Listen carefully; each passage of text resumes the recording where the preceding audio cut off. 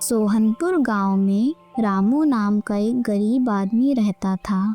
रामू का इस दुनिया में कोई नहीं था, इसलिए उसको अपना पेट भरने की ज्यादा चिंता नहीं थी।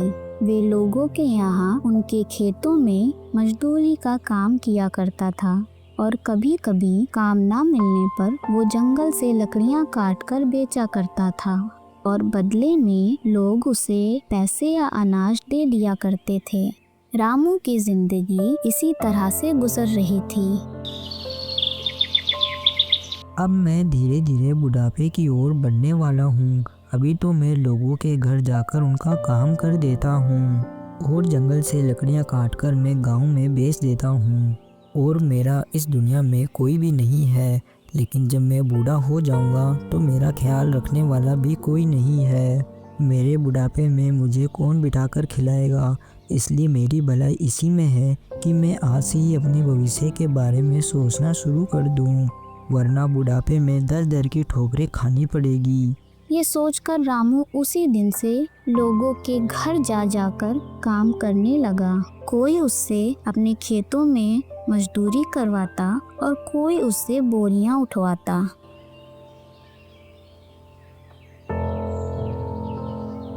और उसके बदले में जो भी धन या अनाज मिलता था वो उसे लेकर घर आ जाता। आज तो कुछ ठीक ठाक अनाज और पैसा मिल गया। कुछ अनाज तो पका लेता हूँ और बाकी का अनाज संभाल कर रख देता हूँ। रामू जितना भी अनाज खा पाता उतना वो पका लेता और बाकी अनाज को संभाल कर रख देता। जब उसके पास काफी सारा अनाज जमा हो जाता तो वो उसे बाजार में बेच आता। इसी तरह बचत करते हुए उसके पास कुछ ही महीनों में 500 रुपए जमा हो गए। लेकिन रामू ने अपने काम में कोई कमी नहीं आने दी। वो रोज लोगों के यहाँ जाता और उनके यहाँ मजदूरी करता और उनके काम में उनकी मदद करता। फिर एक दिन वो काम की तलाश करता हुआ एक दूसरे गांव में चला जाता है कि तभी एक बूढ़े आदमी की नज़र रामू पर पड़ती है।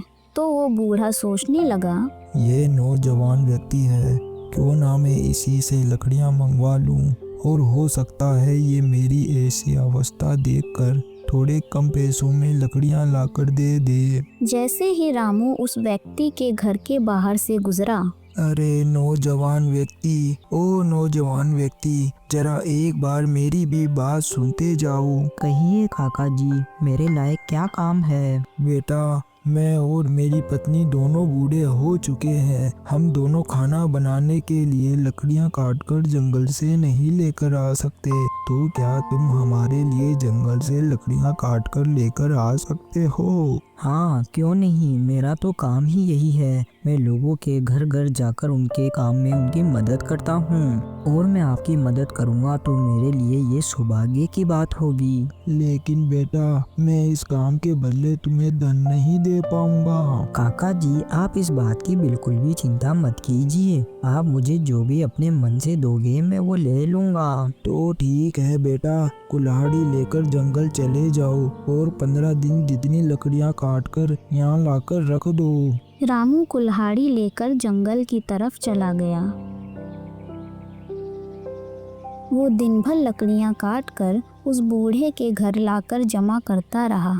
शाम होने तक 15 दिन जितनी लकड़ियां रामू ने बूढ़े के यहाँ जमा कर दी। काका जी, मैंने आपके लिए पूरे 15 दिन की लकड़ियां जमा कर दी है। अब मैं अपने घर को वापस चलता हूँ, इसलिए आप मुझे जो भी अपने मन से देना चाहते हो वो मुझे दे दीजिए। बेटा, तुम पूरे दिन काम के बदले मेरे इस बछड़े को अपने साथ ले जाओ, क्योंकि इसके जन्म देने के साथ ही इसकी माँ मर गई थी। लेकिन काका जी, मैं इस बछड़े का क्या करूँगा? बेटा, तुम इसे पाल पोस कर बड़ा करो और ये बड़ा होने के बाद एक दिन तुम्हारे बहुत काम आएगा और मेरे पास इसके सिवा तुम्हें देने के लिए कुछ भी नहीं है।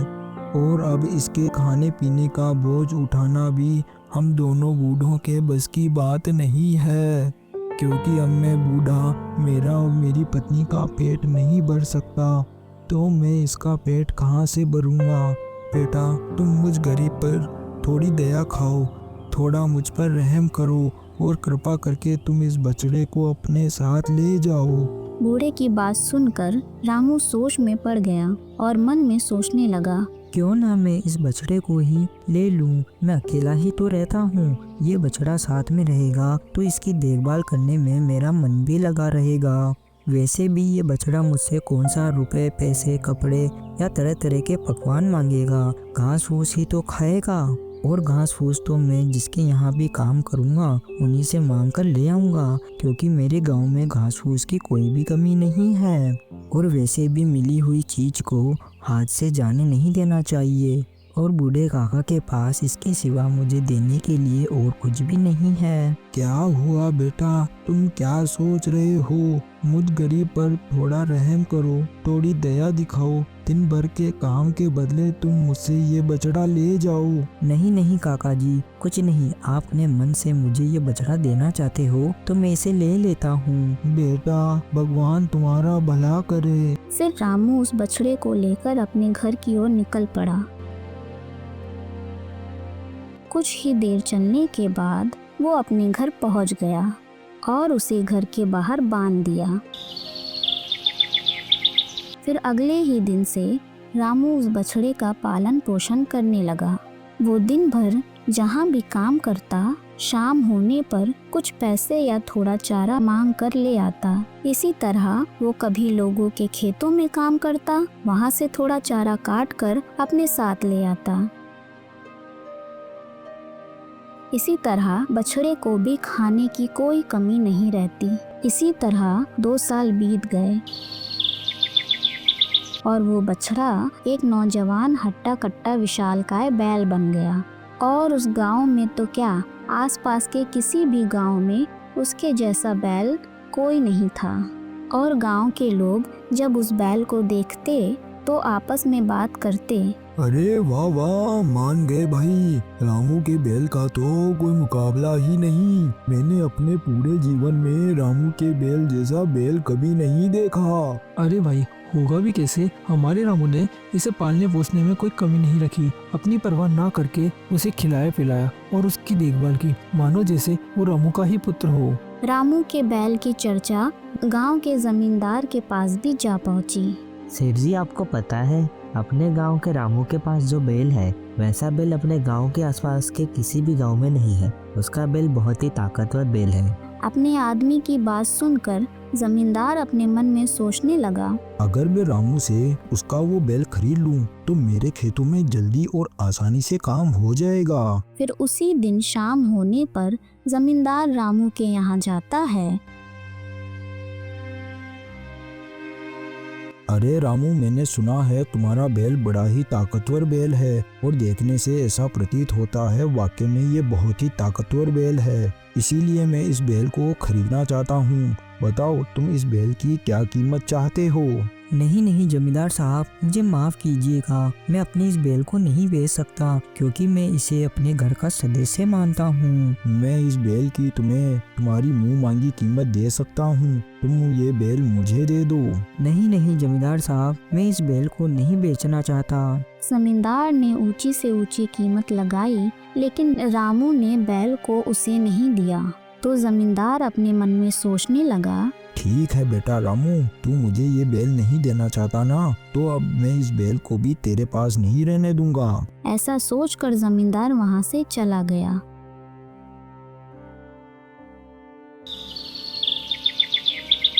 कुछ ही दिन बीत जाने के बाद जमींदार गांव के सरपंच के पास जा पहुंचा। सरपंच साहब, आपकी गौशाला और पशुशाला में एक से बढ़कर एक गाय और बैल होंगे, परंतु अपने गांव के रामू के पास जो बैल है, उस बैल के मुकाबले का आपके पास बैल नहीं है। इस तरह से जमींदार ने सरपंच साहब को बैल को खरीदने के लिए उत्साहित कर दिया, क्योंकि जमींदार जानता था रामू सरपंच साहब को मना नहीं कर पाएगा। अगर ऐसी बात है तो ठीक है, रमेश, तुम जाकर रामू को मेरे पास बुलाकर लेकर आओ। फिर सरपंच जी का आदमी रामू के यहाँ चला जाता है। रामू, तुम्हें सरपंच जी ने बुलाया है, तुम मेरे साथ सरपंच जी के पास चलो। आखिर सरपंच जी को मुझसे क्या काम आ पड़ा? हो सकता है उनको अपने खेतों में किसी आदमी की जरूरत हो। चलो मैं जाकर देखता हूँ। ये सोचकर रामू सरपंच जी के आदमी के साथ चला जाता है। रामू, हमने तुम्हारे बैल की गांव में बहुत से लोगों से चर्चा सुनी है। हमें तुम्हारा वो बैल चाहिए। तुम उसकी कीमत बताओ, मैं तुम्हें उसके बदले में हीरे मोती और सोने की मोहरें दे सकता हूँ। सरपंच साहब, आप मुझे माफ़ कीजिएगा। आप चाहे मेरे प्राण ले लीजिए, लेकिन मैं वो बैल किसी को नहीं बेच सकता, क्योंकि वो बैल नहीं, मेरे घर का एक सदस्य है। रामू, तुम शायद भूल रहे हो कि तुम यहाँ गांव के सरपंच जी के सामने खड़े हो और तुम मुझे इनकार कर रहे हो।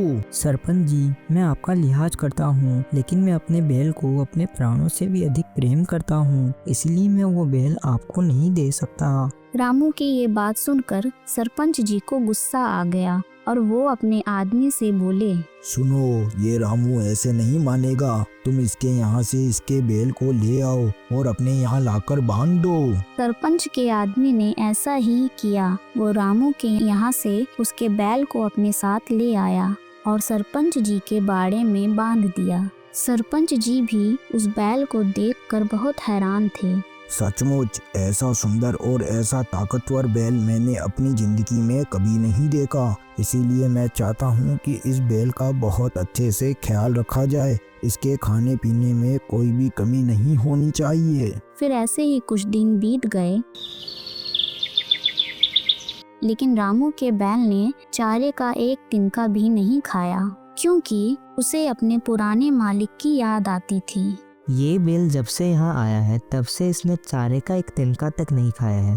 ये बात सरपंच जी को बताना ही होगा, वरना कोई समस्या हो जाएगी। और उधर रामू भी अपने बैल को याद कर कर परेशान रहता। सरपंच जी के आदमी ने बैल को चारा खिलाने का बहुत प्रयास किया, लेकिन बैल ने चारे का एक तिनका भी नहीं खाया। सरपंच जी, बैल जब से यहाँ आया है उसने चारे का एक तिनका भी नहीं खाया। आदमी की ये बात सुनकर सरपंच जी भी हैरान थे। क्या एक बैल भी अपने मालिक के लिए इतना प्यार रखता है जो उसने खाना पानी तक छोड़ दिया? अगर ऐसा ही है तो हमें इस बैल को वापस रामू को दे देना चाहिए। फिर अगले ही दिन सुबह होने पर सरपंच जी ने रामू को बुलाया। रामू, तुम्हारा बैल तो तुमसे बहुत प्रेम करता है, क्योंकि उसने चारा पानी तक छोड़ दिया। मैं तुम दोनों के प्रेम में बाधा नहीं बनना चाहता, इसीलिए तुम अपना बैल अपने साथ वापस ले जाओ। सरपंच जी की ये बात सुनकर रामू बहुत ही खुश हो गया। आपका बहुत बहुत धन्यवाद सरपंच जी। रामू अपने बैल को पाकर बहुत ही खुश था। फिर वो अपने बैल को लेकर वापस अपने घर की तरफ लौटा। बैल भी अपने पुराने मालिक के पास आकर बहुत खुश था। उसने फिर से चारा खाना पीना शुरू कर दिया। अब तो रामू और उसके बैल की चर्चा और भी ज्यादा होने लगी। अरे, मैंने सुना है सरपंच जी ने रामू के बैल को वापस कर दिया। वो बैल बड़ा ही स्वामी भक्त है, वो रामू से बहुत प्रेम करता है। अरे, मैंने तो ये भी सुना था सरपंच जी ने जोर जबरदस्ती करके रामू के बैल को हड़प लिया था, लेकिन वो बैल अपने मालिक से बिछड़कर कुछ भी नहीं खा रहा था। इसीलिए सरपंच जी ने वो बैल वापस रामू को दे दिया। लगता है इन दोनों का पिछले जन्म का साथ है। और इधर जब जमींदार को ये बात पता चली कि ये योजना असफल हो गई, रामू को उसका बैल वापस मिल गया। वो मन ही मन रामू से जलने लगा। और एक दिन सुबह होने पर जब रामू अपने बैल के पास खड़ा था तो बैल बोलता है, मालिक, आप मेरा इतना ख्याल रखते हैं, इसीलिए मैं आपके सारे दुख दूर करना चाहता हूँ। ये सुनकर रामू थोड़ा हैरान हो गया, क्योंकि उसका बैल मनुष्य की बोली बोल रहा था। मालिक, आप हैरान मत होइए, मैं कोई साधारण बैल नहीं हूँ, इसीलिए मैं मनुष्य की बोली बोल सकता हूँ, लेकिन मेरी आवाज केवल आप ही को सुनाई देगी। अच्छा, तो तुम कौन हो? मालिक, वो तो मैं आपको सही समय आने पर ही बताऊंगा। फिलहाल तो मैं आपको आपके कष्ट दूर करने का एक उपाय बताता हूँ और आप वही करिएगा जो मैं आपसे कहता हूँ। इससे आपकी धन की समस्या का समाधान हो जाएगा। बैल धीरे धीरे रामू को कुछ समझाने लगा। योजना तो तुम्हारी बहुत ही अच्छी है, परंतु कहीं ऐसा ना हो कि इसमें मैं खुद ही फंस जाऊं। मालिक, आप इस बात की चिंता मत कीजिए। आप मेरे ऊपर विश्वास कीजिए, क्योंकि मैं एक साधारण बैल नहीं हूँ। ठीक है, तो फिर मैं तुम्हारे कहे अनुसार ही काम करूँगा। फिर रामू वहाँ से सीधा जमींदार के पास चला गया। जमींदार साहब, मेरा मन है कि मैं आपसे एक बैल खरीद लूं। फिर मेरे पास एक जोड़ी बैल हो जाएंगे तो मैं लोगों के यहाँ खेतों में बैल से हल जोतने का काम भी कर लिया करूँगा। हाँ हाँ, क्यों नहीं। मेरे पास एक से बढ़कर एक बलशाली बैल है। वो तो ठीक है सेठ जी, लेकिन मेरे बैल के मुकाबले का बैल आपके पास नहीं है। मेरा बैल तो इतना ताकतवर है कि अनाज से भरी हुई 3 बैलगाड़ियों को वो अकेला ही खींच सकता है। रामू, मैंने माना कि तुम्हारा बैल ताकतवर है, लेकिन इतना भी ताकतवर नहीं है जितना तुम बोल रहे हो, क्योंकि तुम जो बोल रहे हो वो संभव नहीं है। अकेला बैल अनाज से भरी हुई 3 बैलगाड़ियों को खींचना तो दूर, उन्हें हिला भी नहीं सकता। इतना घमंड अच्छा नहीं है रामू। ठीक है सेठ जी, आपको मेरी बात पर विश्वास नहीं है तो आप मुझसे शर्त लगा लो। रामू की ये बात सुनकर जमींदार अपने मन में सोचने लगा। ये पागल मूर्ख रामू आज तो खुद ही कंगाल होने के लिए मेरे पास आ गया, जो एक असंभव सी शर्त मुझसे लगा रहा है। अब मैं इसी के जाल में फंसा लूंगा। ये भी मुझे क्या याद रखेगा, क्योंकि इसने सरपंच साहब के यहाँ भी मेरी बहुत बेइज्जती करवाई थी। ये सोचकर जमींदार रामू से कहता है, ठीक है तो रामू, शर्त ये रही कि अगर तुम्हारे बैल ने अनाज से भरी हुई 3 बैलगाड़ियों को खींच दिया तो मैं तुम्हें 1000 रुपये दूंगा, और अगर तुम्हारा बैल ये कारनामा नहीं कर पाया तो तुम्हें मुझे 1500 रुपये देने होंगे, और साथ में तुम्हारा ये बैल भी मुझे देना होगा। बताओ, तुम्हें ये शर्त मंजूर है? ठीक है सेठ जी, तो मुझे ये सब मंजूर है। 2 दिन बाद पूरे गांव के सामने मेरा बैल ये कारनामा करके दिखाएगा। तो ठीक है सेठ जी, अब मैं चलता हूँ। ऐसा कहकर रामू अपने घर चला गया। 2 दिन में ये बात पूरे गांव में फैल चुकी थी कि रामू का बैल 3 अनाज से भरी हुई बैलगाड़ी को खींच कर दिखाएगा। ठीक 2 दिन बाद अनाज से भरी हुई 3 बैलगाड़ी लगाई गई। सभी बैलगाड़ियों को एक के पीछे एक जोड़ दिया गया और रामू के बैल को उसके आगे जोड़ दिया गया, और गांव के वासी ये कारनामा देखने के लिए बड़े उत्सुक थे। सभी की आंखें बैल पर गड़ी हुई थी। बैल ने जोर लगाना शुरू किया, लेकिन बैलगाड़ी टस से मस नहीं हुई। ये देखकर जमींदार मन ही मन बहुत खुश हुआ। आज मजा आएगा, रामू को रामू के जाल में ही फंसा दिया।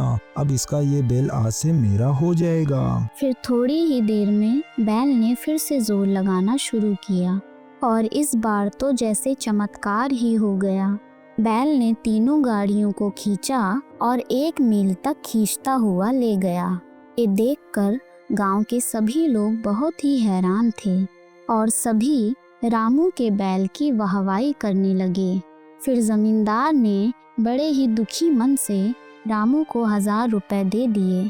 फिर रामू अपने बैल के साथ वापस अपने घर आ गया, और उधर जमींदार को मन ही मन बहुत गुस्सा आ रहा था और वो अपने अपमान का बदला लेने की योजना बना रहा था।